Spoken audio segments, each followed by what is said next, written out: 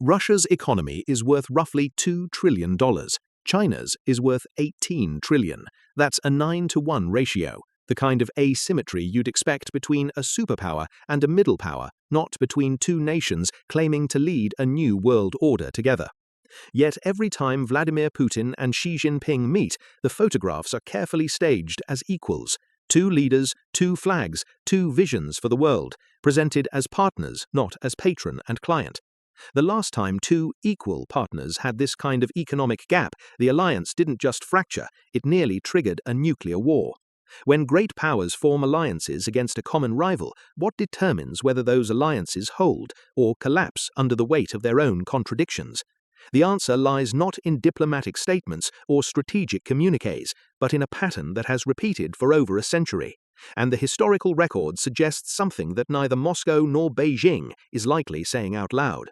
To understand where Russia-China partnership is heading, you have to understand what's actually holding it together and what has torn similar partnerships apart. The obvious glue is Washington. Both nations see the United States as the primary obstacle to their ambitions. Russia wants to restore its sphere of influence in Eastern Europe. China wants to absorb Taiwan and dominate the Western Pacific. A shared enemy creates a shared interest. But history is littered with alliances that had shared enemies and still fractured, sometimes violently, sometimes catastrophically. The central question isn't whether Russia and China have reasons to cooperate. They clearly do. The question is whether the structural forces that drive great power alliances apart will prove stronger than the forces that hold them together. The current partnership didn't emerge from ideology or natural affinity. It emerged from isolation. Before 2014, Russia's economic strategy was integration with Europe, selling oil and gas westward, importing technology and capital, maintaining enough diplomatic flexibility to play east against west. Then came Crimea, then sanctions, then the expulsion from Western financial systems. By 2022, when Russian tanks rolled into Ukraine, that flexibility was gone. Moscow had exactly one major partner left who could supply technology, buy its resources, and offer an alternative to the dollar-based financial system. Beijing wasn't just an option, it was the only option. China's calculus was different. Xi Jinping's government didn't need Russia the way Russia needed China, but a weakened, isolated Russia offered something valuable, a strategic distraction. Every dollar Washington spent arming Ukraine was a dollar not spent in the Indo-Pacific. Every diplomat focused on Kiev was a diplomat not focused on Taipei. And a Russia that depended on Chinese markets, Chinese technology, and Chinese diplomatic cover was a Russia that would think twice before challenging Chinese interests in Central Asia, where both powers have competing ambitions. The result is what Beijing officially calls a comprehensive strategic partnership of coordination for a new era, and what some analysts call the most important geopolitical realignment since the Cold War. But beneath the summits and the joint military exercises, the asymmetry is impossible to hide. Russia now sells China oil at steep discounts because it has nowhere else to sell it. Russian manufacturers depend on Chinese components because Western suppliers cut them off. Chinese banks process Russian transactions because Western banks won't. In the language of international relations, this isn't a partnership of equals, it's a dependency relationship with strategic benefits for the stronger party. And that asymmetry is precisely what made the last great communist alliance between Moscow and Beijing collapse. In December 1949, Mao Zedong traveled to Moscow to meet Joseph Stalin. The journey took weeks by train. Mao refused to fly, and when he arrived, Stalin made him wait. For 2 months, the founder of the People's Republic of China cooled his heels in a dacha outside Moscow, while Stalin decided whether to take him seriously. The message was clear. In this relationship, there was a senior partner and a junior partner, and Mao was not the senior partner. The alliance they eventually signed was, on paper, one of the most formidable in history. Two revolutionary powers, both communist, both opposed to the American-led capitalist order, controlling territory from Central Europe to the South China Sea. Western strategists were terrified. The loss of China to communism, combined with Soviet nuclear weapons, seemed to herald a new era of existential threat. But within a decade, the alliance was crumbling, and within 2 decades, Soviet and Chinese troops would be shooting at each other across the Ussuri River. What went wrong? The usual explanation is ideology. Mao rejected Khrushchev's de-Stalinization and his talk of peaceful coexistence with the West. There's truth to this, but the deeper force was structural. China was growing, and growing powers don't accept permanent junior partner status. By the late 1950s, China's population was triple the Soviet Union's. Its economy had expanded rapidly earlier in the decade, and Mao's ambitions had only grown. Its revolutionary credentials, having won power without Soviet tanks, gave it a claim to lead the communist world that Moscow couldn't dismiss. And Mao, having waited in that dacha for 2 months, had no intention of waiting forever. When Khrushchev tried to moderate Soviet foreign policy to avoid nuclear war with Washington, Mao saw betrayal. When Moscow refused to share nuclear weapons technology, Beijing saw an attempt to keep China permanently subordinate. The Sino-Soviet split wasn't caused by personal animosity, though there was plenty of that. It was caused by the fundamental instability of asymmetric alliances between rising and declining powers.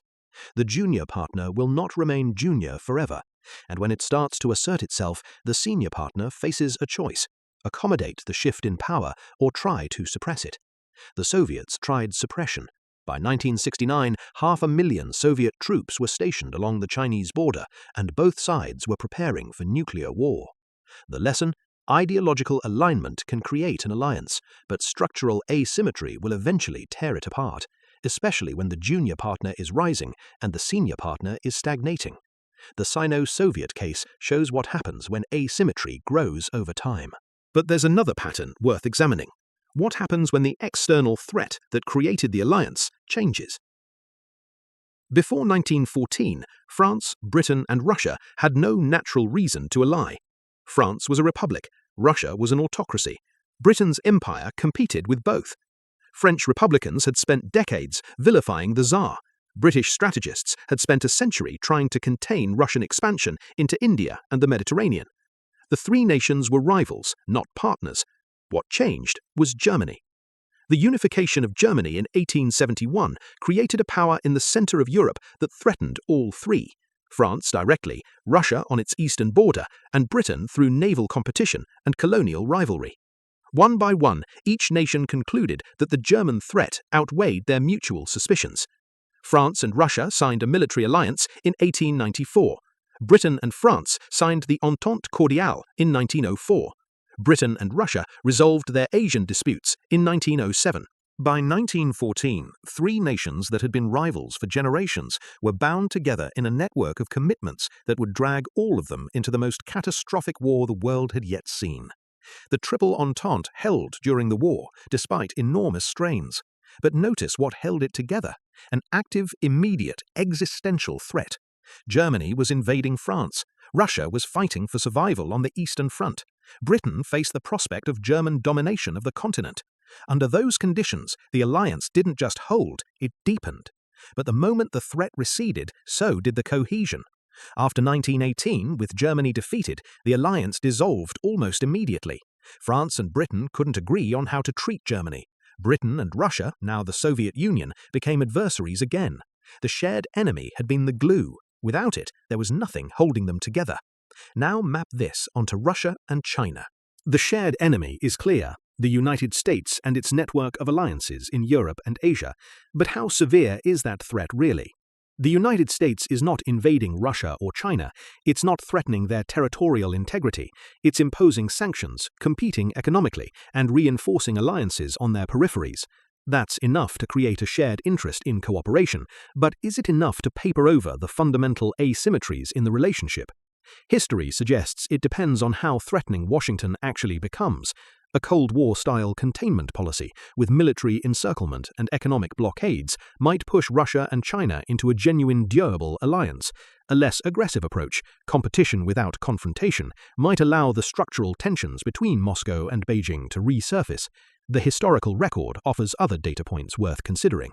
The Nazi-Soviet Pact of 1939 shows that even ideological enemies can ally when strategic logic demands it, but also that such alliances are inherently unstable, lasting only as long as both parties calculate that betrayal is premature. The Axis powers show how alliances without genuine coordination actually function in practice. Germany dominated the European theatre and directed Italian efforts to a degree, but Japan pursued its own independent strategy in the Pacific, attacking Pearl Harbor without consulting Berlin and conducting its entire campaign according to its own priorities. The alliance was less a hierarchy than a loose alignment of separate wars, and it never developed the institutional depth or genuine coordination that might have made it more effective. In each case, the pattern is similar. Alliances of convenience form when external threats demand it. They can be powerful in the short term, but they carry structural weaknesses that grow over time, asymmetries of power, competing regional interests, divergent visions for the post-conflict order. The question is always whether the external threat remains intense enough to suppress those centrifugal forces. What does this mean for Russia and China? The historical pattern suggests several distinct possibilities. If the United States pursues aggressive containment, intensifying sanctions, accelerating military buildup in the Indo-Pacific, supporting proxy conflicts on both nations' peripheries, the Russia-China partnership will likely deepen. Shared threat will override asymmetry, as it did in the early years of the Sino-Soviet alliance and the wartime Triple Entente. But if American pressure remains more diffuse, significant but not existential, the structural tensions may reassert themselves. China's growing dominance in the relationship may start to chafe in Moscow. Competing interests in Central Asia, where both powers have ambitions, may create friction. And Russia, like Mao's China in the 1950s, may eventually bristle at permanent junior partner status. There's one more variable the historical parallels highlight. What happens when, not if, the balance of power between Russia and China shifts further? In 1950, the Soviet Union was the unquestioned senior partner. By 1969, China was challenging that status militarily. Today, China is already the dominant partner economically. If Russia's decline continues, its economy shrinking under sanctions, its military degraded in Ukraine, its technological base falling further behind, the asymmetry will only grow. And here's what the historical record consistently shows. Alliances between unequal powers are only as stable as the weaker power's acceptance of its subordinate role. The moment that acceptance ends, whether because of rising strength, as with China in the 1960s, or wounded pride, as with countless junior partners throughout history, the alliance faces a crisis. The Russia-China partnership is real, the coordination is real, the shared interest in challenging American primacy is real, but so are the structural forces that have torn every similar partnership apart. The photographs from Moscow and Beijing show two leaders standing as equals. The economic data shows something very different, a 9-to-1 ratio and growing. The question isn't whether that asymmetry will create tension. History says it will. The question is whether the external threat will remain strong enough to keep the tension manageable, or whether one day the junior partner will decide that waiting in the dacha is no longer acceptable. The Sino-Soviet alliance lasted barely a decade before it began to fracture. The Russia-China partnership is 12 years old if you date it to the post-Crimea pivot. History doesn't predict the future, but it does reveal the forces at play. And the forces at play here, asymmetry, competing interests, the psychology of junior partner resentment, have broken every similar alliance they've touched. The only question is when. Subscribe for more. We release new videos every week.